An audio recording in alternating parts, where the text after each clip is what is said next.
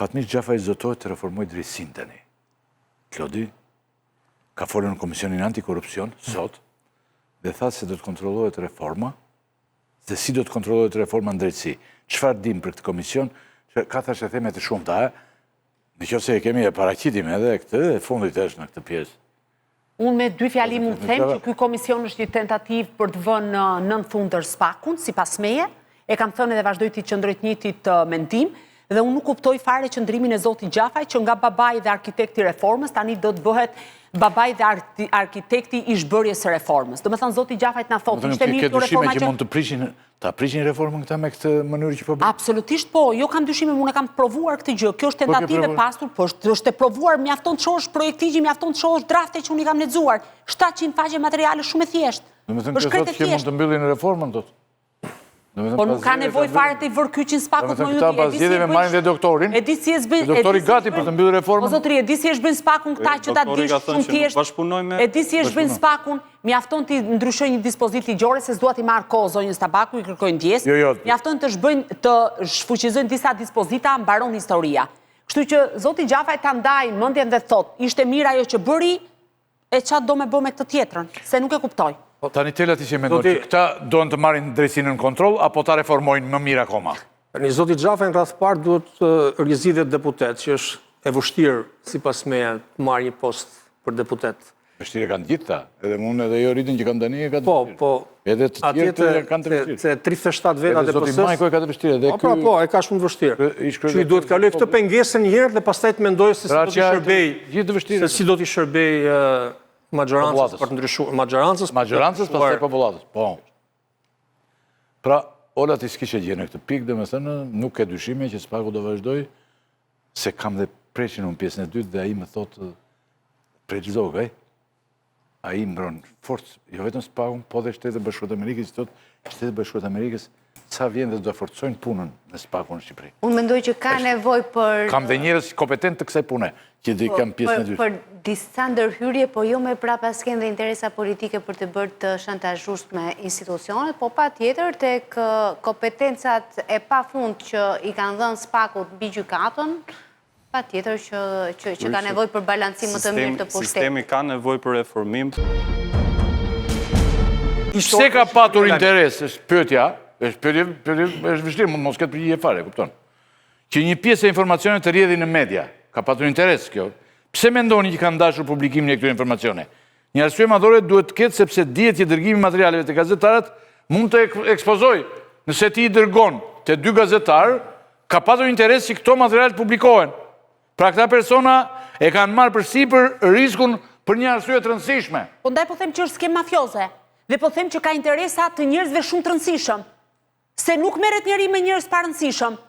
Dhe normalisht ka pasur interes që... Pra ka interes për njerëz të rëndësishëm. Absolutisht ka interes për njerëz të rëndësishëm. Unë nuk mendoj që dikush do shkonte të synonte të hakeronte SPAK-un për të goditur rojën e derës atje matan. Po sigurisht për të goditur interesa shumë madhore. Që mund t'jetë që nga reputacioni SPAK-ut, mund t'jetë që nga eksponent caktuar të politikës. Patjetër që lidhet me reputacionin e SPAK-ut, përsa ka që SPAK-u është investuar ka shumë. Ka të bëj me një çështje që është shumë e rëndësishme, ndaj po them. Se përjedhje informacioni, dosjesh, kashikush, kaq mbaroj. Të gjithë e dim që gjysma e politikanëve shqiptar kanë akses në SPAK. E shikoni në mënyrë caktuar, sepse ne mund ta serviren për ditë lajme, prandaj gazetari është për ta filtruar lajmin, për ta parë është i vërtetë, s'është i vërtetë, sa qëndron, sa nuk qëndron. Sigurisht që unë kam shumë dyshime për shumë aspekte të kësaj historie dhe që prandaj arrin konkluzionin që është shumë mafioze. Kaq e thjeshtë është. Pastaj, a kam dëgjuar, unë thashë e them naj, sa të duash është ky kreu, është ai kreu. Kam dëgjuar, kur të kem prova për X-in apo Y-in, do t'i bëj publike. Kur unë them që Dritan Palnika ka marrë këto materiale, e them sepse kam garanci që është pyetur për këtë çështje dhe është qyrur telefoni, cili është roli i tij, ma sqaroj SPAK-u. Por ama e kam filmuar kur ai ka hyrë në prokurori. Dhe këtë mbaj përgjegjësi ligjore kur i artikulon. Pyetja më e thjeshtë është çfarë ka bërë SPAK për të adresuar këtë problem. E kupton se ky është thelbi i problemit. Asgjë. Asgjë. Asgjë, në kuptimin e thashë edhe në fillim. SPAK-u, domethënë, duhet konsiderohet si institucioni më i sigurt, sepse përveç se ka mundësitë e tij për t'i ruajtur, ka investuar për të ruajtur të dhënat e tij, ka investim edhe nga institucionet huaja, nga Amerika, nga BE, për të ruajtur këtë informacion. Është e pamundur pra që ti të hysh të spaku, duhet t'jesh gjenit, themi, sepse nuk ndërvepron spaku me institucionet tjera. Vet ai ka akses të drejtoria doganave, të tatimet, por spaku vet, askush tjetër brenda spakut nuk mund të hyjë. Dakor? Dhe kjo hyrje, patjetër që ka bashkëpunim nga brenda. Është e pamundur, gjenit jesh, të hysh të dëgjesh emailët dhe të kesh akses, se në momenti që ke akses të emaili, ke akses të gjithë sistemi. Nuk ka spion nga brenda, të paktën, ose kjo është çfarë di. Po edhe atë të thoshte spaku kemi një spion nga brenda, se duhet thoshte spionin pastaj. Tani i gjatë, ta thoshte ose po dhe tregimi i gjatë, çfarë nuk është vjedhur? Nuk ka kuptim fare. Çfarë nuk është vjedhur? Tani, përveç kompromitimit, Fyshte emailit të hyrë në sistem. përveç kompromitimit të mundshëm të hetimeve, lajmin e personave që po hetohen apo verifikohen, është dhe elementi i dhënave personale të qytetarëve. SPA ka akses për shkak të hetimeve në dhëna private mjaft sensitive, që janë të mbrojtura me ligj. Por që duket se në këto raste janë të ekspozuara. Si e mendoni? Skandali hakerimeve është skandal që mua më ka shqetësuar gjithmonë, që kur ndodhi në sistemin Teams që ishte skandal dhe që nuk u hetua, që kur ndodhi te sistemet e tjera qeveritare, e tjera me radhë. Në këtë histori, nuk është se kishim një hakerim të madh, po ja vum fajin iranianëve, dakor? Pra na hyn iranianët dhe hakeruan gjithë sistemin shqiptar. Unë doja të kujtoja këtu, problemi është domethënë se si do vijoj spaku me hetimin e kësaj ngjarje. Unë do të kujtoj këtu atë që ka ndodhur në 2013, pra dikun 15-17 nëntor 2013-s, u sulmua serveri tatimeve, u fshin të dhënat në drejtorinë e tatimeve. Dhe mbani mend atëherë Spartak Brown me atë këshilltarin e Ramës, hyn brenda atje, hyn deri në kat 3, hyn ku ishte serveri, punuan deri në 6 mëngjesit, punuan të nesërmen, dakor? Dhe nga ajo histori nuk u mor vesh më asgjë, fare. Çështja shkoi në prokurori për të hetuar dhe prokuroria reagoi, tha nuk kemi mjetet e mundshme që të bëjmë të mundur hetimin e kësaj çështje dhe të nxjerrim se çfarë ka ndodhur.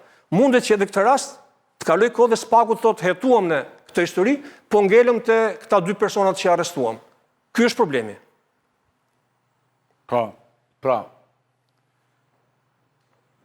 atëre, çpritet pas kësaj, nuk ketë më pastaj që do dalin disa të sheteme, do vazhdojnë 6 javë dhe pastaj do dalin një lajme. Po do vazhdojnë ju dhe se jemi parë zgjedhjeve, patjetër do ketë... Klodi, si do vijohet? Di gjeti? Si vijon kjo punë? Unë pres që SPAK të zbërthej gjithë grupin kriminal, të shkoj deri te kreu të arrestoj, sigurisht media ka punën e vetë, nëse mendon që materiale që ka arritur siguroj përbën interes të lartë publik, media mund t'i bëj publike, nëse mua do m'vinë dorë ato materiale dhe do t'i konfirmoj si të vërteta dhe kanë interes publik, po ashtu do t'i bëj publike, sigurisht që më shqetëson kjo çështje, sepse në këto materiale edhe mund të ndërhyjet, edhe mund të manipulohen, mund të ketë vepra të tjera penale, mund të shantazhohen njerëz, mund të ketë kulisa e tjera me radhë, por mendoj që nuk është nga ato histori që duhet harrohet as për 3 javë, as për 6 javë, përkundrazi duhet jetë një këmban alarmi që ka synime për të hakeruar institucionin më të rëndësishëm sa i përket ndjekjes penale.